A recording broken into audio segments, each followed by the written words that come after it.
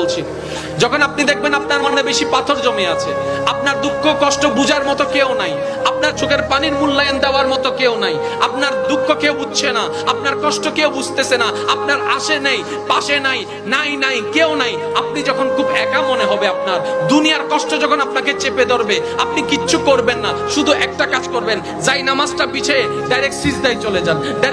চলে যান, কপালটাকে ঝুঁকাই দেন, নাকটাকে ঝুঁকাই দেন, হাতটাকে ঝুঁকাই দেন, নিজের অস্তিত্ব বিলীন করে দেন, চোখটা বন্ধ করে সিজদার মধ্যে চলে যান। আল্লাহর ওয়াস্তে করে বলছি, কিচ্ছু পড়া লাগবে না, শুধু সিজদার মধ্যে পড়তে থাকেন, সিজদায় পড়ে থাকেন, কান্না করতে থাকেন। ওনাকে বুঝান যিনি আপনি না বললেও সবকিছু বুঝে, ওই রবকে জানান যিনি আপনি না জানালেও সবকিছু জানে। দুনিয়ার মানুষ তো আজকে বললে কালকে চুপ উল্টাই ফেলে, ব্ল্যাকমেইল করতে শুরু করে। রব তো সবকিছু জানার পরেও দোষ গোপন করে রেখেছে। ওই রবের দরবারে সবকিছু বলতে থাকেন, 1 মিনিট, 2 মিনিট, 3 মিনিট, দেখবেন আপনার সমস্যা তখন সমাধান না হলো